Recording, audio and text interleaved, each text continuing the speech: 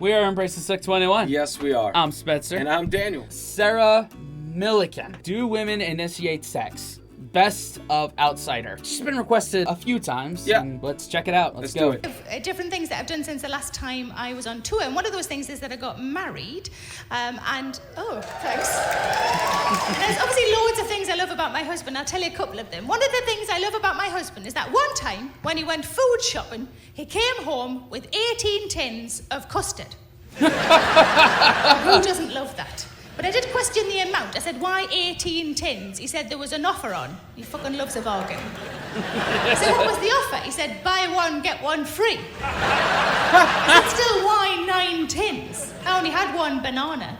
And I didn't want to eat it on its own, because then it's fruit, not pudding. That's no good, is it? I chose to say it a different way. I thought maybe this is a longevity thing. Maybe he thinks we're going to be together a long time. 18 tins of custard long. Turns out 18 tins of custard only lasts a fortnight. Another thing I love about him is that he is as good with children as I am, which is not at all. We don't have many friends who have kids because mostly we try and shake them off. I'm sure you've got kids and I'm sure they're smashing, but I'm glad you've left them at fucking home. Presumably so are you. My husband has a friend, they've been friends since they were teenagers, and this particular friend has a little boy who's that sort of age. I'm going to say 5, but it's very much a guess. And this little boy is always there every time my husband visits his friend, because he hasn't got a job or anything yet. The last time my husband visited his friend, the little boy said to him, "Will you read my book, please?" So polite, so polite. My husband said, of course I will. So the little boy handed his book to my husband, and my husband read the book in his head. This is how shit we are with kids. Just silently flick through the pages. Passed it back to the little boy. That's about the level I am with kids. Like, I love you, man, but I don't expect me to babysit Alexander. No, like, I'd be a fool to think you would. You know, like... Man. I get it, though. If you don't have one, you don't know how to... Yeah. I was her and her husband as well. Yeah. You know. Like, and I work with kids, and that's the fucked up part. Yeah, that's funny as shit.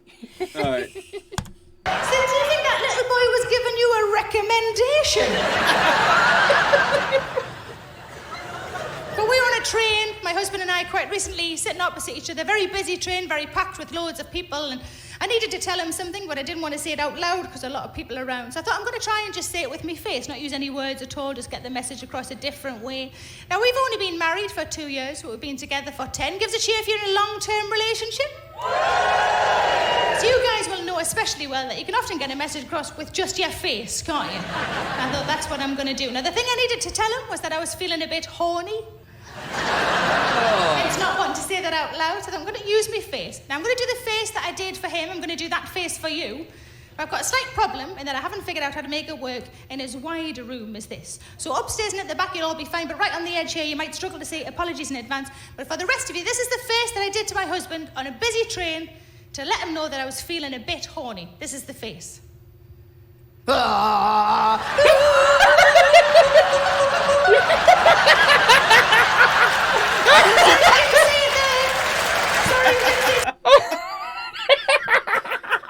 Oh my god.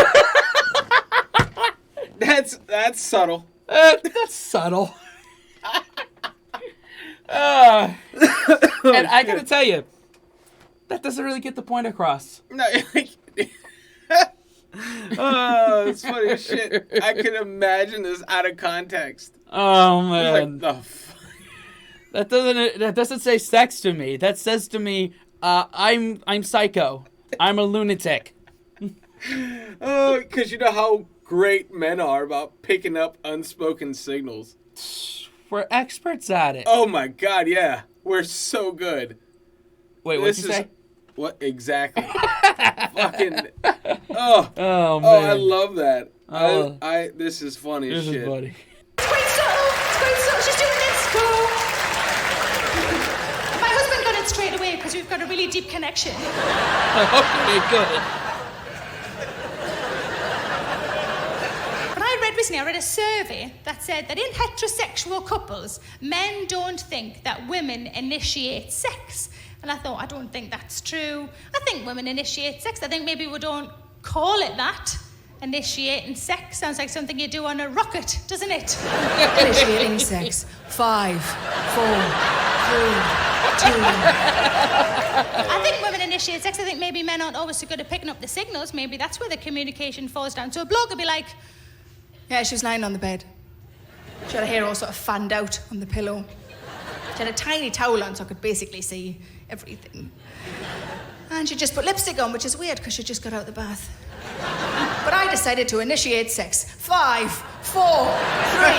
Can I just stop you there in the middle of a countdown, Flower? I started ages ago. You weren't even in the fucking room when I started. But you know that chat that you have sometimes before sex and occasionally during sex, that bit of chat? I think if you've been together a long time, that chat should come with terms and conditions attached, don't you think? So if you say something like, you can do whatever you want to me. What you really mean is, of the 4 things we normally do, within the parameters we've already set. But interesting, don't you think, that there's often chat before and during sex, but very little chat after sex, just sort of night, or like, I'm going to have a piss as soon as this thing flattens. that's it. Or maybe something like, All are true. All This are is true. funny, man. Especially when you've been with someone for a while. Yeah, This is funny. Yeah. oh, get us a biscuit while you're up.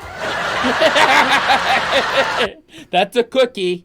That's a cookie. No, I definitely went.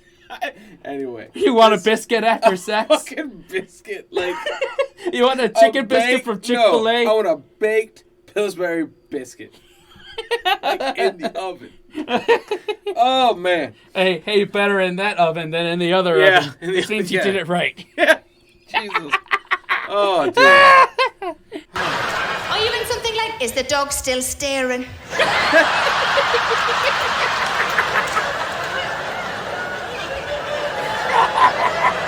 something else I seem to have acquired that I would never buy for myself is sticks in a jar. Have you seen this? Sticks in a jar? Sticks in a jar? Does anybody know what the proper name is?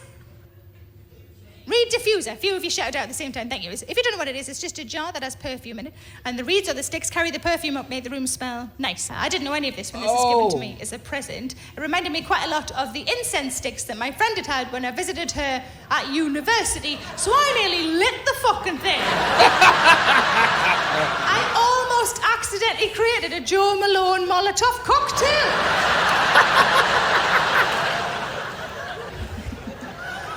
Quite a few girly things I can't really partake in. For example, I can't have anything in the bath that isn't me or the water. Can't have bath bombs, bath oil, bubble bath, bath salt, can't have any of those things. If I have any of those things, it makes down there raw. I mean both spellings, like R-A-W, sort of red and angry and shiny, and also just no.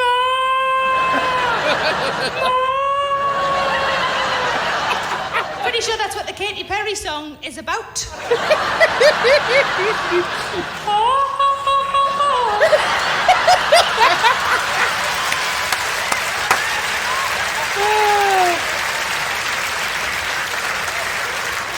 like that old pub joke, you know that old pub joke, you'll know this. 2 monkeys in the bath, one of them goes, hoo, hoo, hoo, hoo, and the other one goes, oh, sorry, I forgot you had a really sensitive vagina. Do you know that one?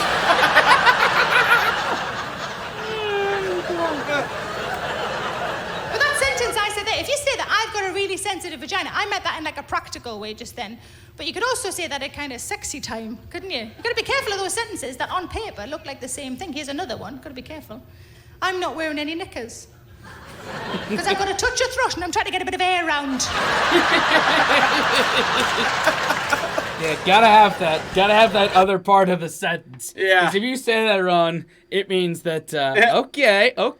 But the other half is like, I'm gonna go throw up now. Yeah, exactly. But I've got a friend who's in her 60s and she said to me, I used to be like you with the bath bombs and whatnot. I said, used to be. What's changed? She said, oh, well, when you get to my age, you can have whatever you like in the bath because it's all dead down there.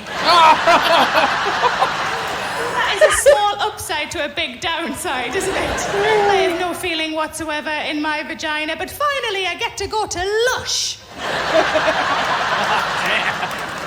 A long time ago, I was reading one of those books. You know those books that are ostensibly a romance but have a couple of pages of filth in the middle, a smashing? I was reading one of those, and on one of the pages of filth, the lady of the book poured some champagne on herself.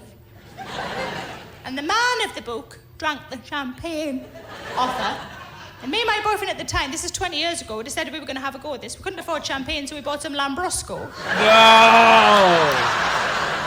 And I had forgot that the lady in the book was lying flat. I was sitting upright, just poured it on, it ran straight in. Oh! No! Snorted like a motherfucker. Oh, no! I told that story to a friend of mine recently, and she said, "Is that why you don't drink?" No. Not once when somebody's asked me why don't I drink have I answered, because it hurts me fanny. Ah, you're doing it wrong then. You don't have to take the cork out like that. It was a screw cup. Imagine the skills I need for a screw cup. Oh, shit. Oh, God. Oh, man. Oh, my God. Usually I'm not big into sex comedy, but God.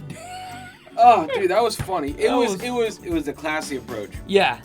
One that won't let us be monetized on YouTube. Yeah, it was a classy approach. Oh, man. 2 thumbs up. Yeah, man. Or I approve. It's probably not the way to. You know what we're talking about. You know what we're talking about. We approve. Spencer and Daniel, we approve this message.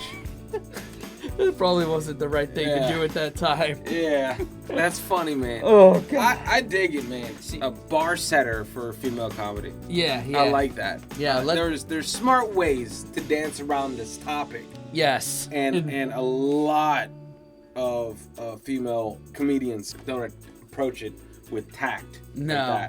That's funny. That is funny. That's funny. I dig this. Oh, man. Let us know more Sarah Millican. Till next time, wash your hands, scrub your toes, wipe your ass, blow your nose. And embrace the sucks. See y'all next time. Later.